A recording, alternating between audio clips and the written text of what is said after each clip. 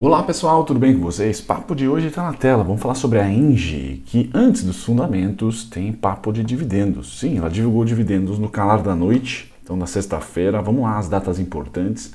Data corte, pessoal, dia 22 de dezembro de 2022. Pagamento dia 31 no calar aí do ano.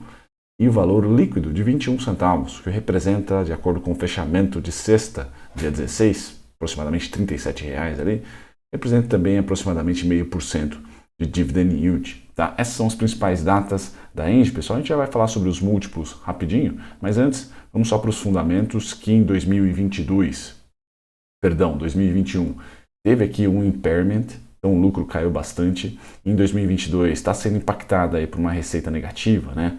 Na região, na fonte de receita de transmissão. Tá? Então a gente que tem passado por alguns percalços, perdido margem, mas essa margem aqui, pessoal, não é toda recorrente das suas operações. Foi mais um impairment ali em 2021. Tá? A dívida, essa sim, começa a ficar um pouco mais alavancada por causa do seu CAPEX, principalmente CAPEX para a transmissão ali. Tá? Ela que tem no segmento de transmissão cerca de 22% da sua receita. Depois vem para geração de energia e venda, geração e venda de energia elétrica no seu portfólio. Tá? Ela que é a maior empresa privada de geração de energia elétrica do Brasil. Tá? Tem boas margens, pessoal? Tem sim. 2021 e 2022 estão sendo anos não muito favoráveis para a companhia. Também concordo. Tá? E está com um payout bem alto, inclusive, de 109%, o que eu não sou muito chegado. Tá? 2021 e 2022 ela tentou ali alegrar a parte dos acionistas com um payout bem agressivo.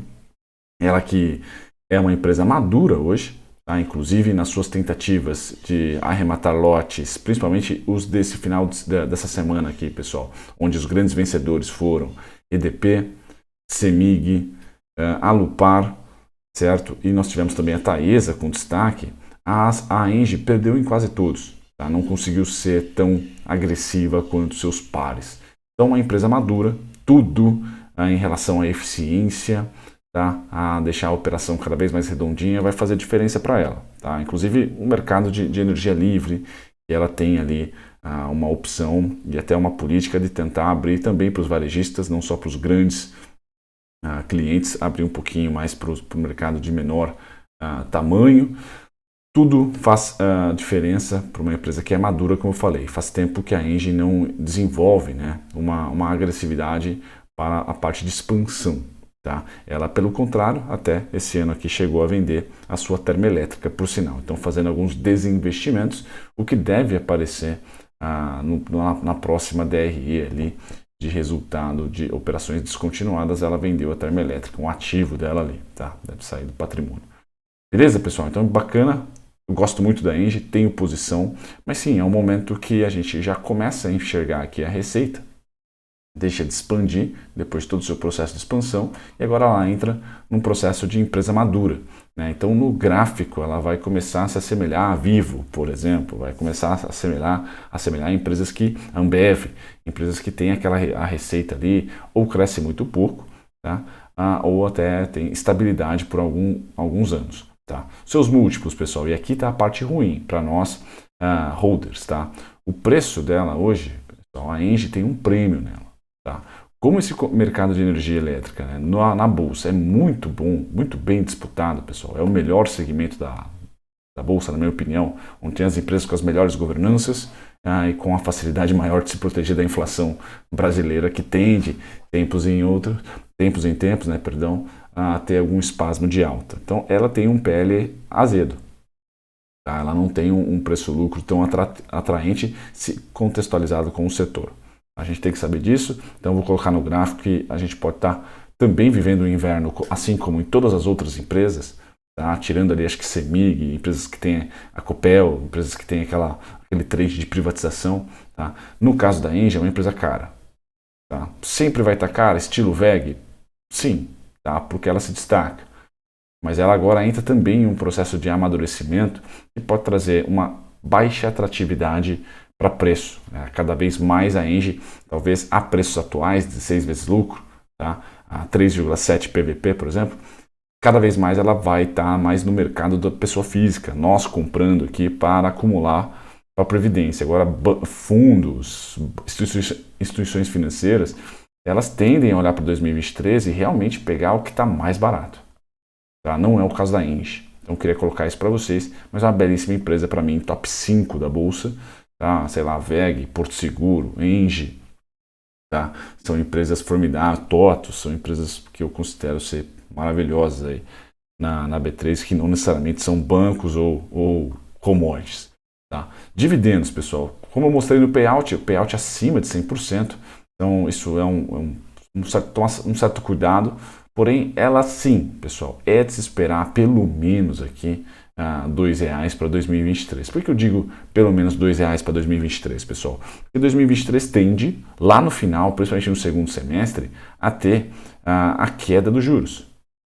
Tá? Isso deve trazer atratividade para a companhia. Tá? E essa queda dos juros deve vir acompanhada, tá, de uma estabilidade da inflação, que vai deixar de cair. Tá? Então a gente tende a ter um 2023 de estabilização da inflação, o que não necessariamente é bom para o setor, porque o setor gosta de inflação subindo, tá? Mas nesse momento já está em alta. O que mais faz preço negativo, e é o inverno, é o juro real, ou seja, a Selic precisa ser cortada. Então acho que o inverno, pessoal, para o setor, ele deve permanecer aí por um semestre pelo menos, onde o juro real hoje está quase a 8%. Né? Eu vou mostrar no gráfico para vocês o juro real já. Antes eu vou falar da Engie, mostrei na Taesa, então ativem os sininhos, pessoal. Vou postar vídeo da Taesa, se eu não postei ainda, falando do seu sucesso no arremate de um lote na última concessão, no último leilão da ANEEL, assim como a EDP também. Então fiquem atentos, tem bastante protagonismo aí para as empresas de energia elétrica, que na minha opinião entram em um processo muito bom para se acumular, tá? Péssimo para se esperar rentabilidade. Então as habilidades que você que me escuta tem aí com opções para gerar renda durante essas quedas, talvez aí trading, se você gosta do canal, os pontos técnicos específicos para comprar bem, tá? Ou para realizar o lucro durante esse processo de juros real muito alto. Tá? Preço teto, pessoal, da Engie, vamos lá. Vamos calcular aqui o R$2, se ela mandar bala em R$2, né, 6%, a gente está falando de R$33,33. Hoje ela é negociada, tá, a 36, 37. Tá? Só que nós vimos nos seus fundamentos, tá, que ela manda bala e tem lá um dividend yield hoje. Né? Hoje está com um dividend yield de 7,61. Tá? Um dividend yield robusto. Esse dividend yield tende a cair, pessoal? Olha, eu acho que não. Tá? Por quê? Porque as ações tendem a tomar uma pancada e o dividendo tende a manter um padrão interessante. Tá? Esse padrão aqui, a média dos últimos 3 anos foi R$2,56. Pessoal, então bem acima dos R$2 que eu calculei. Eu peguei ali, então, para vocês, como se tivesse enxugado, como se ela enxugasse esse dividendo. O que a gente tem que colocar em mente? O processo de inflação começou em 2018, pessoal. Tá? O processo de inflação começou em 2018. PIB ali, sempre naqueles 1%, não sei se vocês vão lembrar, em 2017, 2018, ali pós-recessão, a gente crescia pouco e a inflação estava controlada, mas se estabilizou também. Tá? E aí em 2018, mais para o final, começamos a ter um pouquinho de processo inflacionário, tá? Que só foi ser acentuado em 2021. Então, todo esse dividendo robusto aqui, ele vem do pós-deflação, certo? Pós-queda, pós-recessão. Então, é um período aqui de retomada da inflação e, principalmente, pessoal, durante 2018, aqui já em 2017, com o Meirelles na Fazenda, né, já começou o corte de juros. Tá? Então, agora a gente deve viver 2023 um momento muito mais parecido de vacas magras aqui. Tá? Não de recessão, pelo menos a gente imagina que consigamos não passar por uma recessão forte, uma recessão amena, diferente de 2016, mas a gente deve ter um processo de vacas magras, tá? Mais parecido aqui com esse cenário. Por isso que eu coloquei R$2. Tá? Por isso que eu coloquei aqui R$2 para a Engie, mas se você quiser colocar a média dos últimos 3 anos, R$2,56, fazendo aqui um preço teto, você vai para R$42. Tá? E aí a Engie está barata aos 37, perdão. Esse é o gráfico da Engie, pessoal. Vou fazer um teste aqui só para saber se essa outra tela ela está com meu volume baixo ou não. Deixe nos comentários se o volume ficou baixo agora por algum sinal. Mas vamos lá, pessoal. A minha estratégia da Engie, então, sempre falo para vocês que acompanham minha carteira, é que eu só realizo ela aos 44,60, tá? Ali eu faço realizações.